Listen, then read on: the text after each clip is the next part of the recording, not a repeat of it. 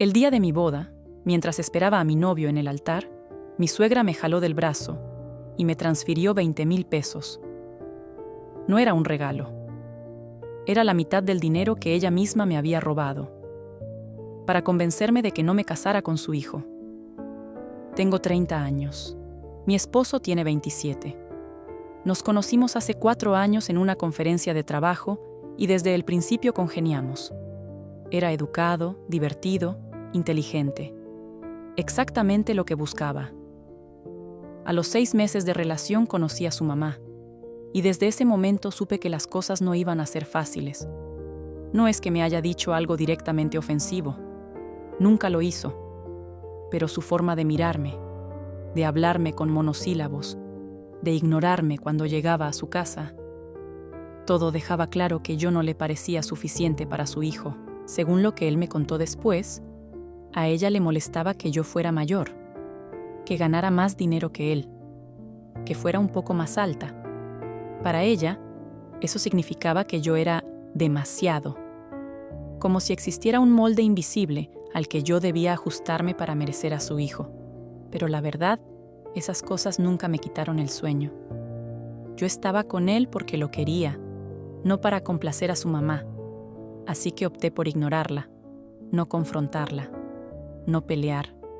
Simplemente dejarla ser. Cuando nos comprometimos, algo cambió. Mi suegra dejó de ser hostil, dejó de hacer comentarios, dejó de mirarme con desaprobación. De hecho, dejó de hablarme por completo. Y para ser honesta, eso me pareció un alivio. Las semanas previas a la boda fueron intensas. Mi novio estaba agotado entre el trabajo y los preparativos. Yo también. Casi no nos dábamos cuenta de que su mamá había desaparecido del mapa. No llamaba, no visitaba, no preguntaba nada sobre la boda. En retrospectiva, debía haberlo notado como una señal.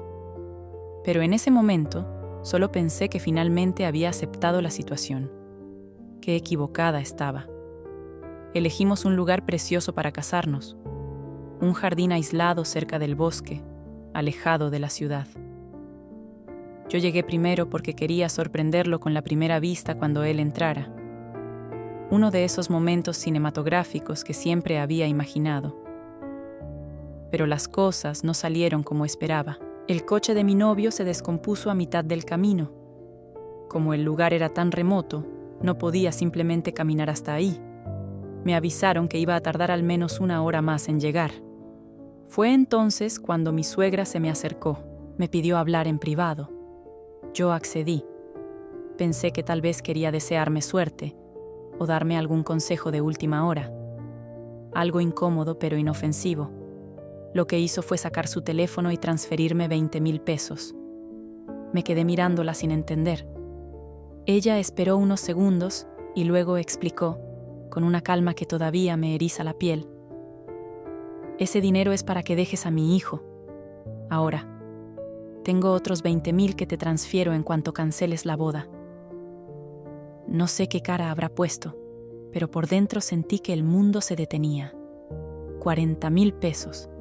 ¿De dónde había sacado esa cantidad? Le pedí un momento y revisé mi aplicación del banco. La transferencia estaba ahí, pero cuando vi mi saldo, algo no cuadraba. Debía tener mucho más dinero del que mostraba la pantalla. Llamé al banco, y ahí fue cuando todo se derrumbó. En los últimos 4 días, alguien había estado transfiriendo 10,000 pesos diarios desde mi cuenta a otra cuenta personal. Y esa cuenta era de mi suegra. Ella me había robado mi propio dinero, y ahora me lo estaba ofreciendo de vuelta para que dejara a su hijo. Colgué la llamada con el banco y marqué a la policía. Regresé con mi suegra y la sujeté del brazo. No con violencia, pero sí con firmeza. Mis damas de honor me ayudaron. Ella empezó a gritar, a decir que estábamos locas, que no sabíamos lo que hacíamos, pero yo no iba a soltarla. Media hora después, llegó la policía. Mis damas de honor y yo fuimos a la comisaría para dar nuestra declaración. Le pedí a una de ellas que se quedara en el lugar para explicarle todo a mi novio cuando llegara. En la comisaría, mi suegra confesó. Dijo que había contratado a un hacker para acceder a mi teléfono. El chico había logrado entrar a mi dispositivo probablemente a través de un enlace que yo misma había abierto semanas antes. Un mensaje de texto que parecía legítimo, algo sobre actualizar los datos de mi cuenta bancaria. El hacker tenía acceso total a mi teléfono. Podía hacer transferencias que parecían venir de mí. Podía borrar las notificaciones antes de que yo las viera. Era como si alguien más estuviera viviendo dentro de mi celular sin que yo lo supiera. No entendí todos los detalles técnicos. No soy experta en esas cosas. Pero lo que sí entendí fue que mi suegra había orquestado todo esto con un solo objetivo: separarme de su hijo. Ese día, a pesar de todo, nos casamos. Cuando mi novio llegó al lugar y se enteró de lo que había pasado, se quedó en silencio un momento. Luego me abrazó y me dijo: «Este día es nuestro, no de ella». Silenciamos lo que había pasado. Seguimos con la ceremonia. Nos casamos rodeados de nuestros amigos y familia, sin mencionar nada del caos que había ocurrido horas antes. Mi suegra fue arrestada esa misma noche. El hacker también. Recuperé mi dinero. Cambié todas mis contraseñas, mi número de teléfono, mis datos bancarios. Aprendí a desconfiar de cualquier enlace que recibiera, pero el problema no terminó ahí. Unos días después, mi esposo fue a visitar a su mamá a la cárcel. Regresó destrozado. Me dijo que ella estaba arrepentida, que lloraba todo el tiempo, que le había pedido que yo intercediera por ella para conseguir una sentencia más corta. Y él me pidió que lo hiciera. No podía creerlo. Esta mujer había contratado a un criminal para hackear mi teléfono.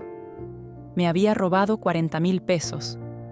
Había intentado sobornarme con mi propio dinero para que abandonara a su hijo el día de mi boda. Y ahora él me pedía que la ayudara. Le dije que no. Él insistió.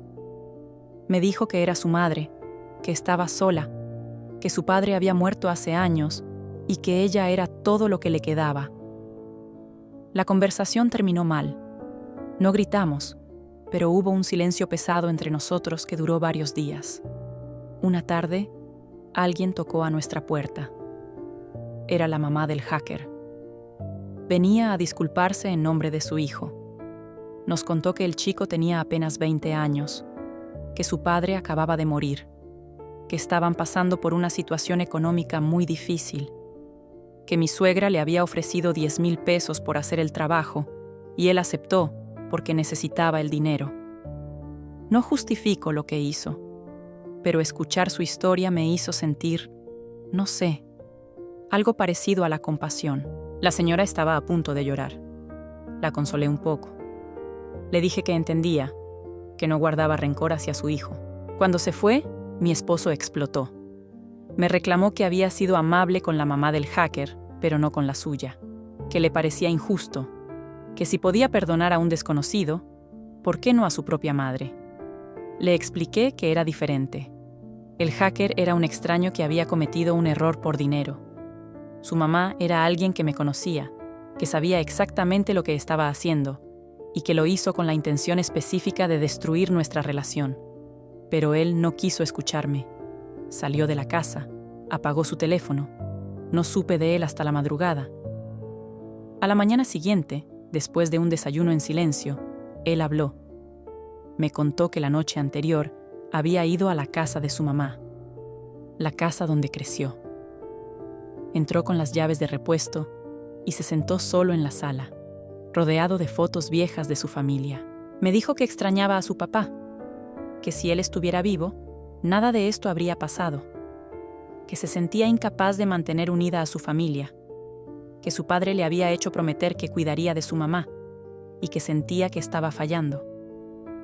Mientras hablaba, se le quebró la voz.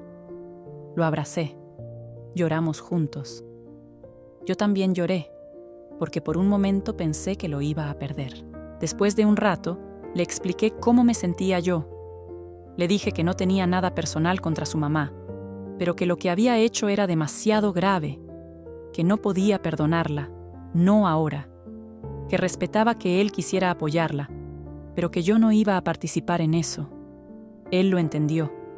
Me dijo que no esperaba que la perdonara, que solo quería poder seguir siendo su hijo sin perderme a mí. Y yo le dije que eso estaba bien, que él podía cumplir con su madre y conmigo al mismo tiempo, que no iba a obligarlo a elegir. Han pasado varias semanas desde entonces. Estamos yendo a terapia de pareja. También vemos terapeutas por separado. Ha sido difícil, pero también necesario. Mi suegra recibió una sentencia de 3 años. Podría salir antes si se comporta bien. La última vez que la vi, en una de las audiencias, me pareció una persona completamente diferente. Más pequeña, más callada. Como si algo dentro de ella se hubiera apagado. No sé si algún día la perdonaré, pero ya no siento el mismo rencor que antes. Mi esposo sigue visitándola cada semana. Yo no lo acompaño, pero tampoco se lo impido. Él tiene derecho a ser un buen hijo, y yo tengo derecho a poner mis límites. Lo que sí sé es que lo amo, y que él me ama a mí. Y mientras eso siga siendo cierto, creo que podemos superar lo que sea. A veces me pregunto qué habría pasado si ese día no hubiera revisado mi saldo, si simplemente hubiera aceptado el dinero sin cuestionar, si nunca hubiera descubierto la verdad. Tal vez seguiría casada, pero viviendo una mentira. O tal vez mi suegra habría encontrado otra forma de separarme de él. No lo sé. Lo único que sé es que las personas son capaces de hacer cosas increíblemente crueles por las razones más absurdas, y que a veces lo más difícil no es enfrentar a quien te hizo daño, sino aprender a vivir con alguien que todavía los quiere. ¿Ustedes qué habrían hecho en mi lugar? No te olvides dejar tu like y seguirnos para que no te pierdas ninguna de nuestras historias.